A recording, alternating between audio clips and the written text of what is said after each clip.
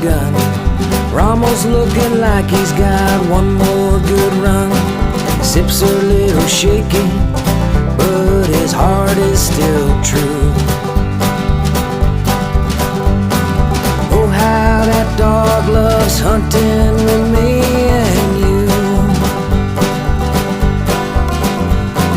Sporting Dog Adventures, run boy run. Everything you need is here under the sun. Hey, this is Jeff Fuller of Soggy Acres Retrievers and Sporting Dog Adventures TV. We have had a great run showing our love for dogs with our show, our podcast, our social media, and all of that is based on Soggy Acres Retrievers. We proudly bring this podcast to you by Soggy Acres Retrievers and ask you, if you are looking for training, boarding, or a yellow, black, or chocolate Labrador Retriever puppies, please check out soggyacres.com. Remember, everyone deserves a soggy dog. Welcome to the Sporting Dog Adventures podcast. I'm your host, Jeff Fuller of Soggy Acres Retrievers. We've got a great show for today. We're going to talk about hunting with your trained dog out with friends, family members, and potentially their dogs. We're going to talk about the time commitment it takes to have your dog trained for doing blind retrieves and handling. And then I also wanted to go through during our hunting portion a gear check, because this is the time of year that we should be checking our gear so that we're not running around with 2 days before season trying to find a set of waders because we find a hole, or trying to find gear that we have lost over the season or even during the last season and had forgot about. So first of all, I wanted to talk to you about the Anchor support aspect of our podcast. Anchor is the app that we have for creating our podcasts, and they actually have Anchor support, which is where you can pledge a certain amount of money one time or monthly, and you can support the podcast. I think everyone understands there's not much money in doing this. We actually had Dennis Walsh that was very, very generous and pledged a certain dollar amount for the podcast monthly. That is an option you have. So if you would like, what we are going to do is, once we hit a number of 10 supporters, 10 new supporters, we are going to give away Soggy Acres Retrievers hat. We'll do a drawing. We will have that hat shipped to the person. So I figured it was kind of a neat thing we could do. As our support grows, I could see hitting up sponsors where we buy a product or get a product donated from sponsors that we can give away in a raffle to our supporters. But again, Dennis Walsh, thank you so much. Chatted with him a little bit by email. You are our first supporter. I do greatly appreciate it. Once we get 9 more supporters, we're going to give away a hat. I haven't pushed that part a whole lot, but again, Anchor support. You can go into the description of the podcast for these episodes, and you will see the link that you can click on. We appreciate the help. So back to our topic. We are going to talk about something that I hit on with every person that I send a trained hunting dog home with. And this is applicable to anyone that has a trained dog, and that is, how do you handle being out with friends and family members that are hunting with you? And on the second part, we're going to talk about how you handle having dogs that are along that are not trained. So first, let's talk about expectations and what you need to do when you have your dog out, when you are hunting with someone. A lot of times this is family members or good buddies. And the thing that I try to explain to people is that the, level that you allow your dog to go down to is your expectations for where the dog is going to perform.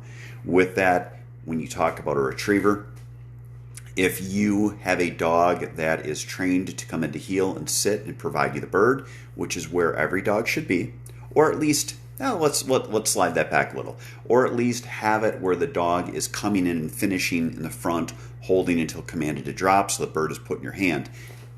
If you are allowing that dog to drop at 5 feet from you, that is what the dog is going to eventually, the level the dog is going to go to. And I don't think people prepare themselves for this because it is actually very common. I'll give you the idea on both a waterfowl and upland hunt. You're upland hunting, the bird is shot, The dog goes out, the dog's standing next to the bird. You need to make the dog pick the bird up and bring it back to you. What will happen is everyone's excited. You'll have your buddies say, just grab the bird, just grab the bird. Don't worry about it. There's birds ahead, there's birds ahead. If everyone stops and doesn't push forward, the birds ahead are not going to go anywhere. And if they do run ahead and flush at 200 yards, you weren't going to shoot at them anyway. So what you need to do is just slow everything down, make your dog finish its retrieve, because you want to keep that standard. You want to make sure that the dog is at standard where they're listening. The other thing to look at is if your dog is out too far. Again, your buddies might say, let's hurry, let's start jogging. Unsafe. I've been on hunts like this. You need to say, no, we're going to call the dog in. Everyone slow down, quit walking so fast, let the dog work. And you're going to call the dog in and correct the dog with an e-collar if the dog is out too far, but make sure the dog is in range. With waterfowl, you're going to see the same thing. Dog comes in, drops the bird 5 yards from the boat, 5 yards from the blind, in the grass. Your buddies are going to basically say, hey, dude, there are more birds working. We got to get down. Hurry up, just grab it. Take the time to look at them and say, no, I have to work with my dog. And talk to them, to your friends and family that you're going to hunt with before the hunt so that they're ready for this. But basically make the point of, I have a young dog. I have to set the standard, which we have set during training, but I have to set that standard during hunting. And the first season is oh so important that you want to make sure that they are in shape and you're hitting that standard so that they understand that you have the same standard in the field hunting as you do when you're training, whether it's in the yard or in the field. So this is easier if you have the only dog. The more difficult thing comes is when you have the friend or family member that has a dog they're going to, quote, bring along, and their dog has not been trained and is out of control. You will ruin your young dog if you're hunting with dogs like this. You need to make sure that those dogs are hunted separately, especially when young, so that your dog understands it can't get away with that.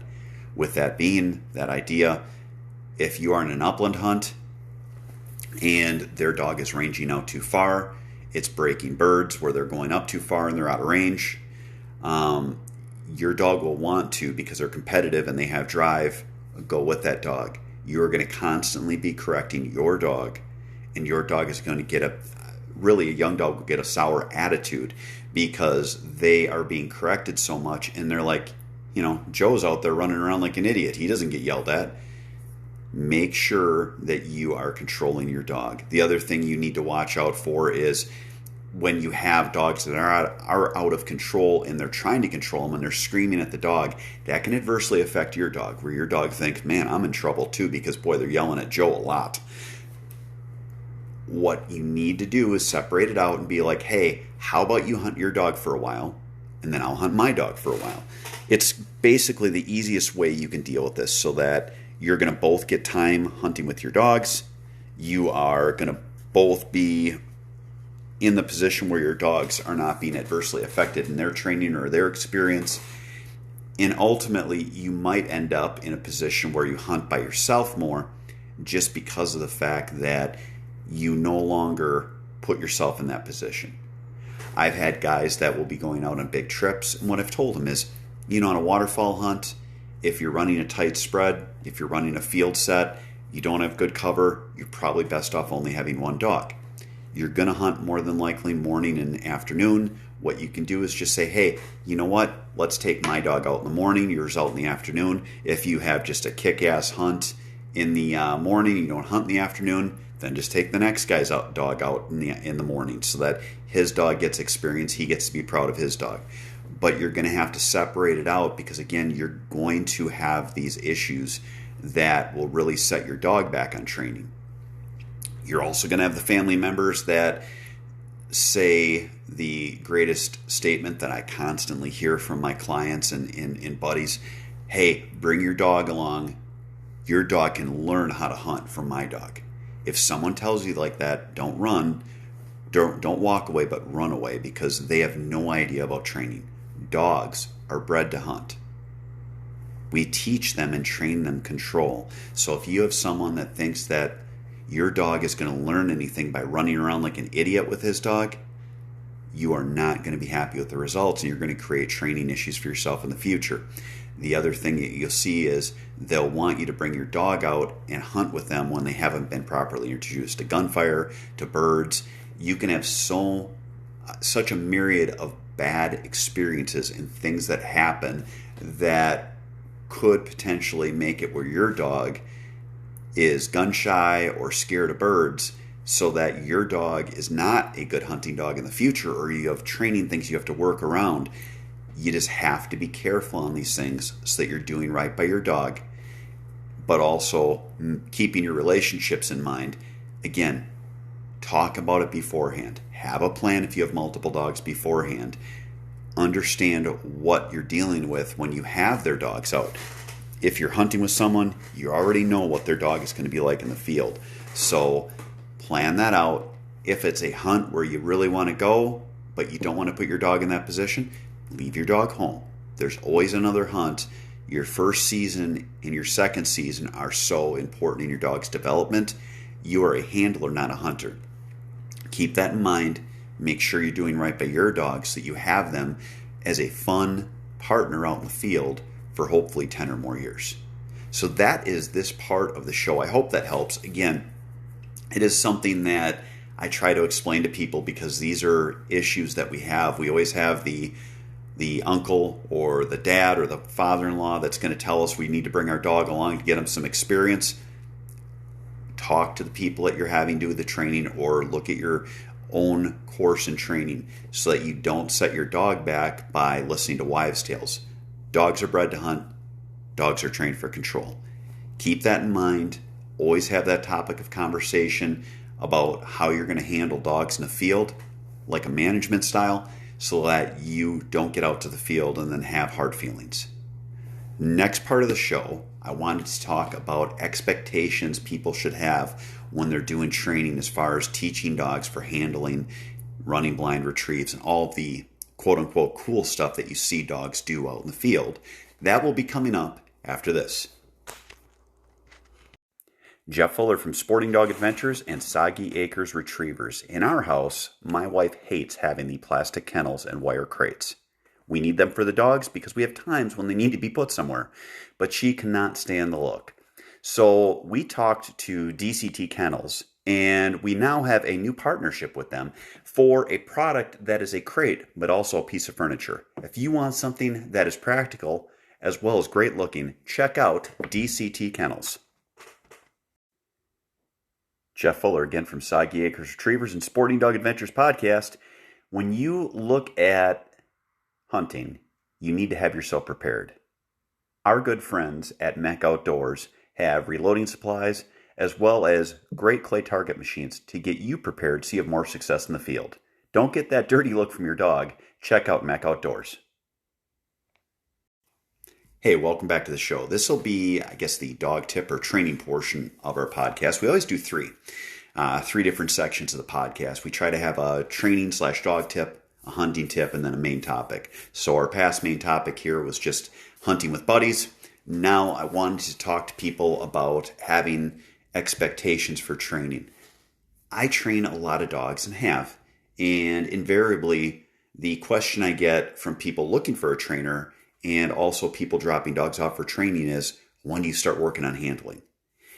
I try to explain that the first 3 months of our training program, and usually it's 3 to 6 months, depending on who's doing your training, is just working on control so you can have the dog field ready so that they are under control as a gun dog. A gun dog level in competition would be a started hunting retriever, would be a junior hunter in AKC. The first started hunting retriever would be HRC. But you want to have the dog so that they're completely biddable and under control so that you basically have that base built. Think of your first 3 months of your training, and this would happen after they're 6 months old because you want them to have their adult teeth and be able to take pressure in training. But that first 3 months is going to be like building a house. You're building the foundation so that then the training house that you're building, you can build up without having it fall down because you didn't do the foundation correctly.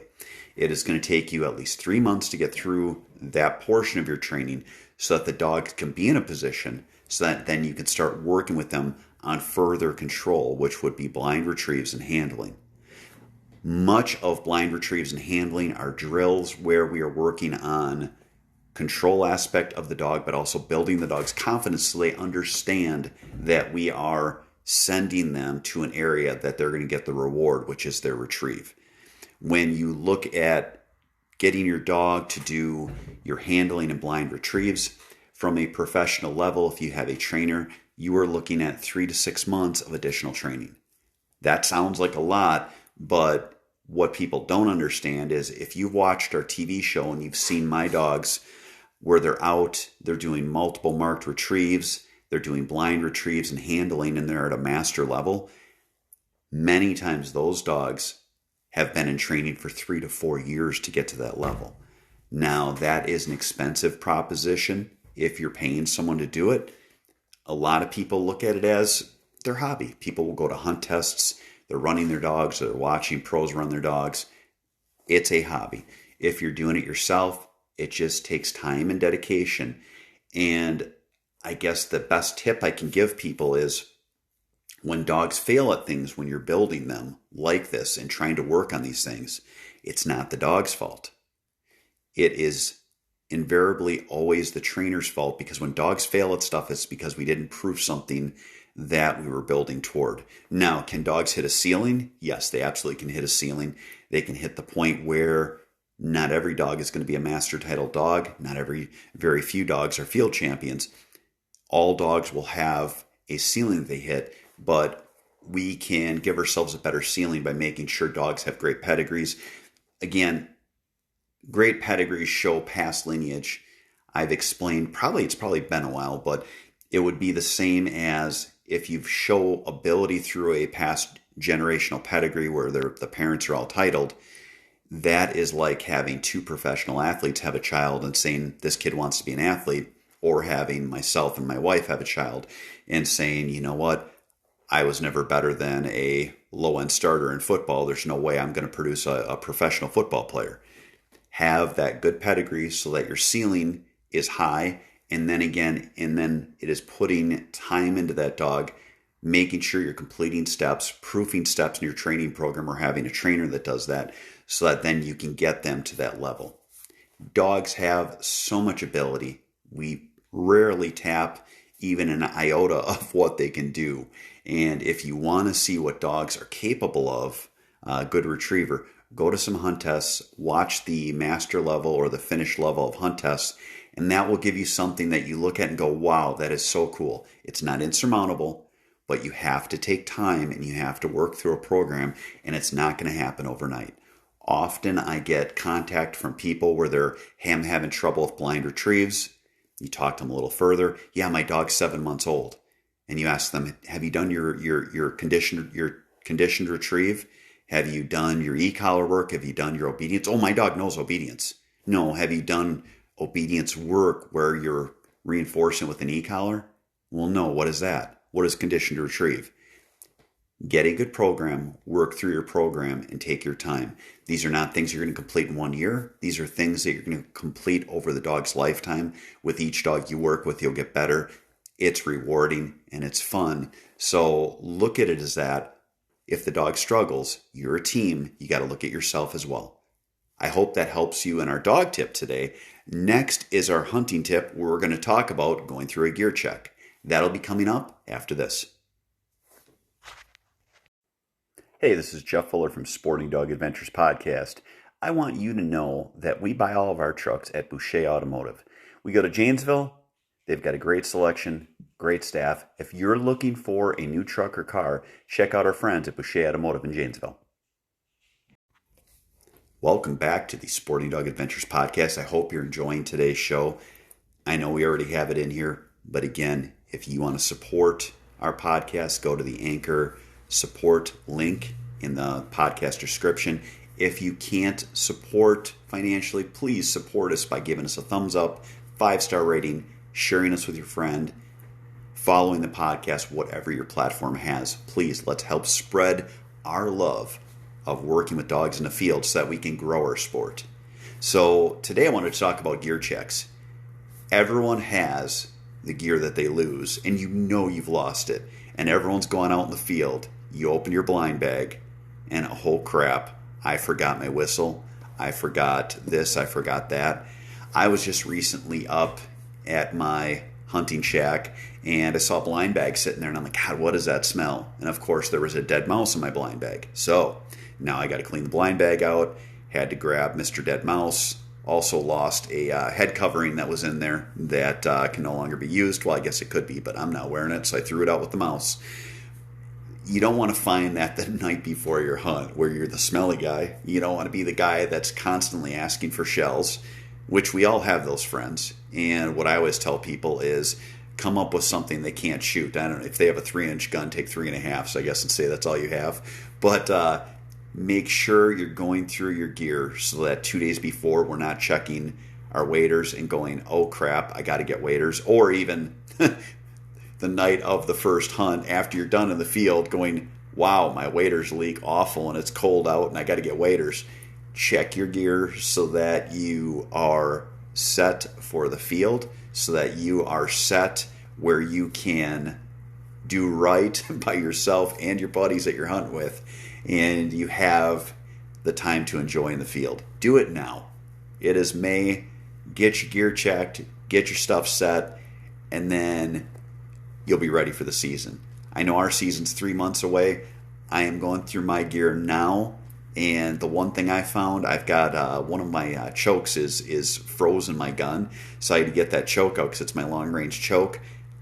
If I would have left it, I would have been out there in the morning going, the birds are finishing close, I'm blowing them up, or more than likely with me, the birds are finishing close and I'm flat missing them.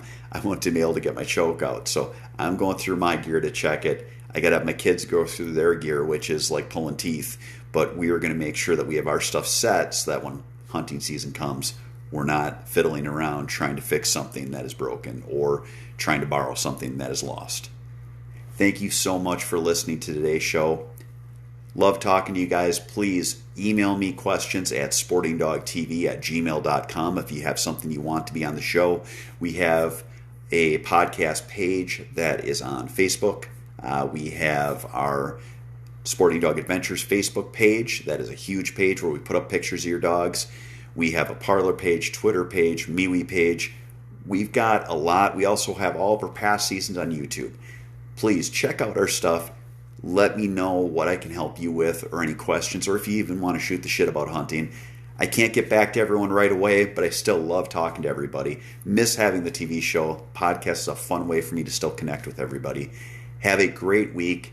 God bless.